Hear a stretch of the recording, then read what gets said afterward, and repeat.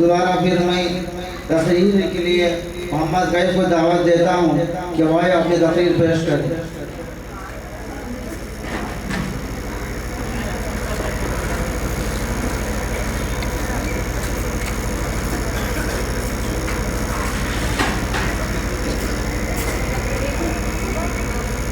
अस्सलामु अलैकुम वरहमतुल्लाहि वबरकातुहू। अल्हम्दुलिल्लाहि रब्बिल आलमीन वस्सलातु वस्सलामु अला रसूलिल मुबीन व अला आलिहि व सहबिहि अजमाइन। अम्मा बाद, क़ाला नबी सल्लल्लाहु अलैहि वसल्लम तबागदू व ला तहासदू व ला तदाबरू व कूनू इबादल्लाहि इख्वाना। जनाबे सदर मोहतरम, असातिज़ा इकराम और मेरे अजीज साथियों और तमाम सामिईन इकराम, अस्सलामु अलैकुम वरहमतुल्लाहि वबरकातुहू। मुझे आज जिस मौजू पर लब कुशाई का मौका मिला है, इसका उन्वान है हसद की मज़म्मत। हज़रात इकरामी कदर मोहतरम सामिईन, मुसलमान वो होता है जो सब इंसानों के लिए अच्छा ही चाहता है। वो अपने ऊपर दूसरों को फ़ौक़ियत देता है, किसी को कमतर नहीं समझता। मुसलमान किसी से हसद नहीं करता, वो हसद की बुराई से पाक होता है, क्योंकि हसद नेकी और मोहब्बत के खिलाफ है, एसार और कुर्बानी के खिलाफ है, हमदर्दी और हमगुसारी के खिलाफ है। वो समझता है कि हसद दरअसल खुदाई तक़सीम पर एतराज़ है, लिहाजा ये ईमान के भी खिलाफ है। कुरान मजीद में है, अम यहसुदून अन्नास अला मा आताहुमुल्लाहु मिन फ़ज़लिही। क्या ये लोगों से हसद करते हैं इस फजल पर जो अल्लाह ने उन्हें अता किया है। मतलब यह है कि तुम कौन होते हो खुदा पर एतराज़ करने वाले। अल्लाह जिसे चाहता है अपने फजल से नवाजता है। हजरात, हसद कहते हैं किसी की खुशहाली पर जलना और इसकी बर्बादी की तमन्ना करना। हासिद कभी नहीं चाहता कि किसी को कुछ माल व दौलत मिले। वो हर एक की नाकामी से जलता है। वो दूसरे की इज्जत और शोहरत से परेशान रहता है। और जब दिल की आग ज्यादा भड़कती है तो इंसान निहायत घटिया हरकत कर जाता है। यहाँ तक कि हसद कभी कभी कत्ल व गारत और दायमी दुश्मनी का जरिया बन जाता है। ये हसद ही था जिसने इब्लीस को आदम अलैहिस्सलाम के आगे सजदे से रोक दिया। ये हसद ही था जिसने काबिल को हाबिल के कत्ल पर आमादा किया। ये हसद ही था जिसने बरादरान यूसुफ अलैहिस्सलाम जैसे मासूम पैगंबर के साथ जुल्म व ज़्यादती पर मजबूर किया। मगर आप जानते हैं इस हसद के नतीजे में नुकसान किसका हुआ था, जिल्लत किसको मिली थी, शर्मिंदा किसको होना पड़ा था। मालूम हुआ कि हसद करने वाला हसद से सिर्फ अपना ही नुकसान करता है, वो खुद अपनी ही आग में जल भून कर खत्म हो जाता है।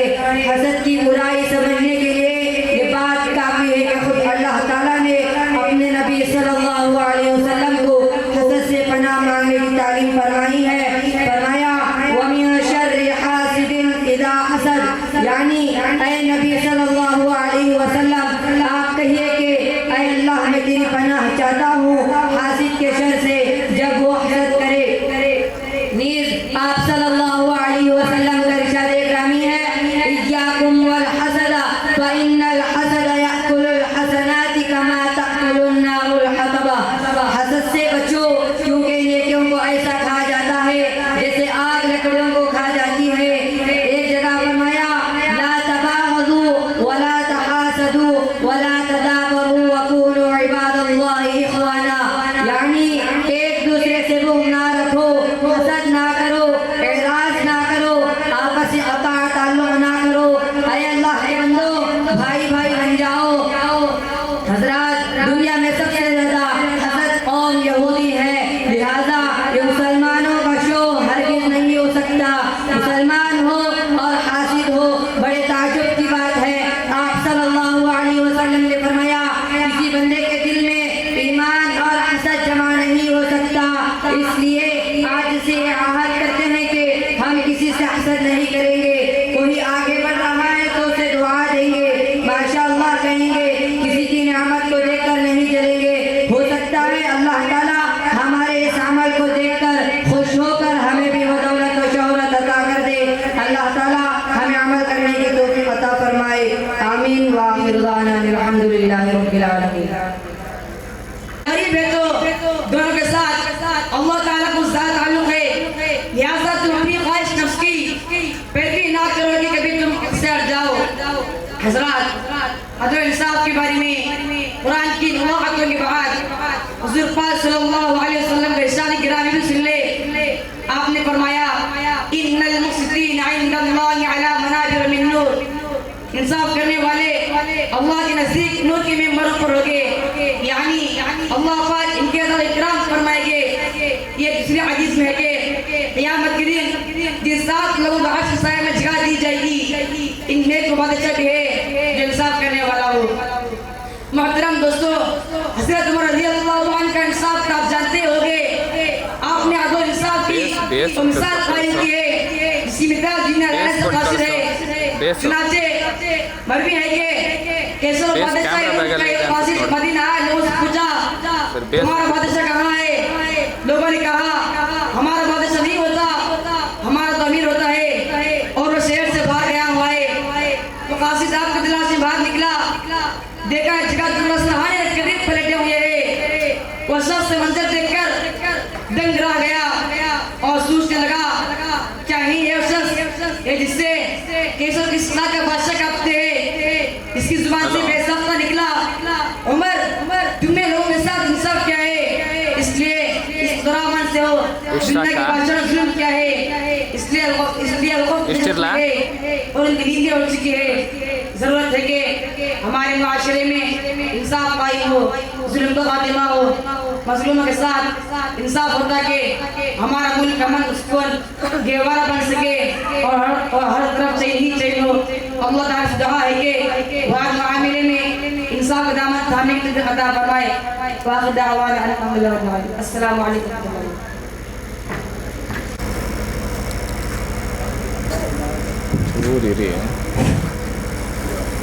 अस्सलामु अलैकुम वरहमतुल्लाहि वबरकातुहू। ए मेरी कौम के हुक्मरान भी सुने, मेरी उजड़ी हुई दास्तां भी सुने।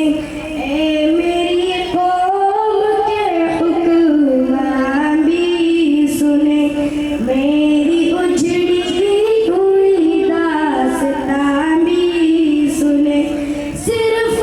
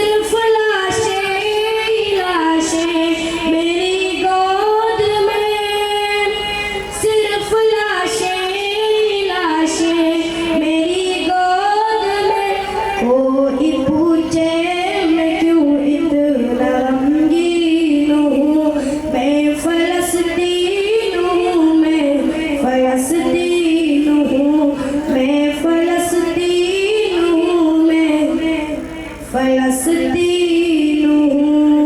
अस्सलाम वालेकुम।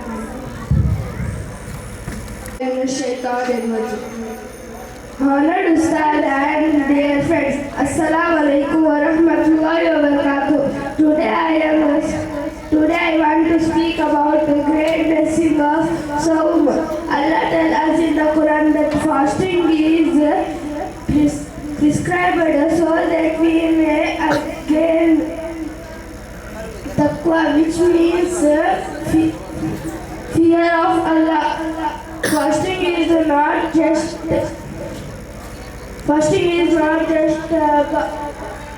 about staying away from food and drink.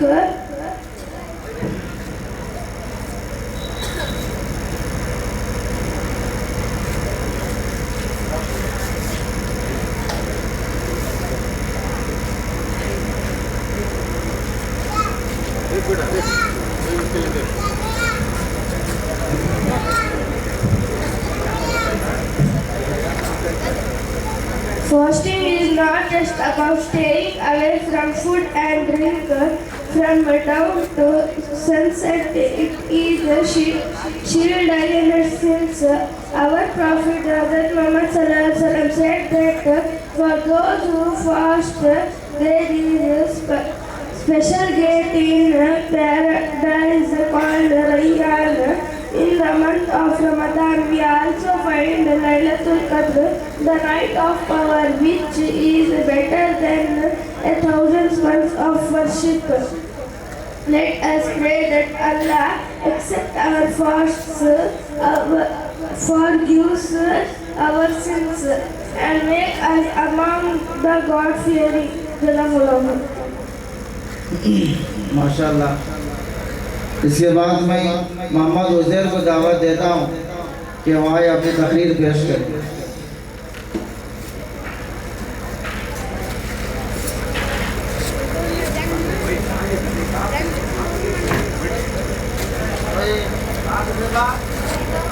अस्सलामु अलैकुम वरहमतुल्लाहि वबरकातुह।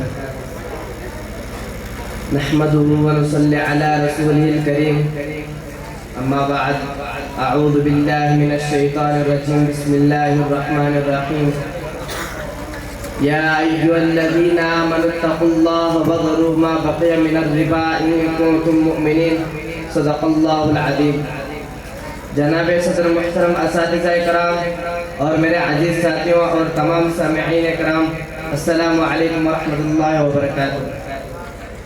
मुझे आज जिस मौजू पर लफ्ज़ कुशाई का मौका मिला है, इसका अनवान है सूद की लानत।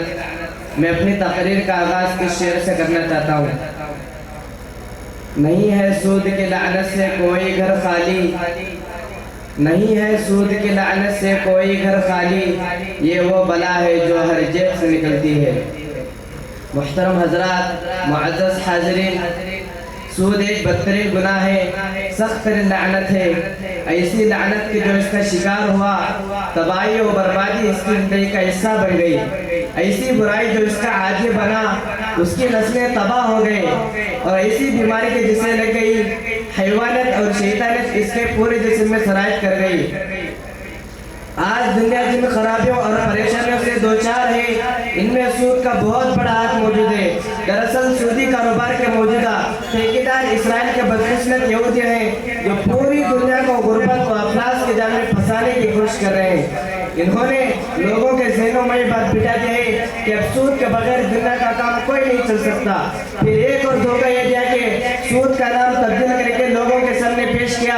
कभी लोन का नाम देकर सूद का बढ़ावा, कभी LIC के नाम पर सूद का कारोबार, तो कभी संघा के नाम पर सूद का प्रचार।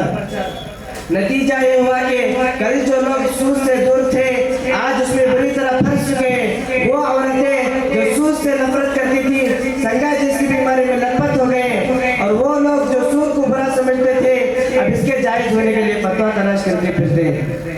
मेरे बुजुर्गों, सूद इस्लाम के नजर में इंतहाई बुरा और सख्त गुनाह है। इरशाद रब्बानी है, यमहकुल्लाहु रिबा व युर्बि सदक़ात। अल्लाह ताला सूद को मिटाता और खत्म कर देता है, जबकि सदका और ज़कात माल को बढ़ाता है। और हज़रत सल्लल्लाहु अलैहि वसल्लम ने इरशाद फरमाया, इन्ना रिबा व यकथुर फ इन्ना आक़िबतहु तसीरु इला कुल। सूद से माल खाह कितना ही बढ़ता नजर आए, आखिरकार नुकसान और कमी की तरफ ले जाता है। हमारे वो मुसलमान मर्द औरत जो लोन और संगा के नाम पर सूद खाते हैं, जरा कान खोल कर सुन ले। अल्लाह ताला ने ऐलान फरमाया है, या अय्युहल्लज़ीना आमनु तक़ुल्लाह व ज़रू मा बक़िया मिनर रिबा इन कुंतुम मुमिनीन फ़ इन लम तफ़अलू फ़अज़नु बिहर्बिन मिनल्लाहि व रसूलिही। यानी ऐ ईमान वालों, अल्लाह से डरो और सूदी लेन-देन छोड़ दो। अगर तुम वाकई सच्चे मोमिन हो और अगर तुम ऐसा करने से बाज नहीं आते तो फिर अल्लाह और उसके रसूल से जंग के लिए तैयार हो जाओ। अल्लाह अकबर। सूद कितना बड़ा गुनाह है कि इसके करने वाले को अल्लाह ताला जंग का ऐलान करता है, मगर अफसोस कि मुसलमान दिन रात सूद के बुराई में घुसते ही जा रहे हैं। हजरात, आइए आखिर में कुछ हदीसें भी सुनाता चलो। अल्लाह के नबी सल्लल्लाहु अलैहि वसल्लम ने इरशाद फरमाया, जो शख्स जानबूझकर सूद का एक धर्म खाए तो 36 मरतबा जिना करने से ज्यादा सख्त है। फरमाया सूद के 70 दर्जे हैं, जिनमें सबसे हल्का ये है कि आदमी अपने माँ से जिना करे। अस्तगफिरुल्लाह। आप सल्लल्लाहु अलैहि वसल्लम ने फरमाया, मेराज की रात मेरा ऐसे लोगों पर गुजर हुआ जिनके पेट गड़ों जैसे बड़े बड़े थे, जिनमें सांप भरे हुए थे। मैंने जिब्राइल से पूछा ये कौन लोग हैं? उन्होंने कहा ये सूद खाने वाले हैं। दुआ है कि अल्लाह ताला उम्मत की इससे हिफाजत फरमाए और हमें नेक अमल की तौफीक दे। आमीन। व आखिर दावाना अल्हम्दुलिल्लाहि रब्बिल आलमीन।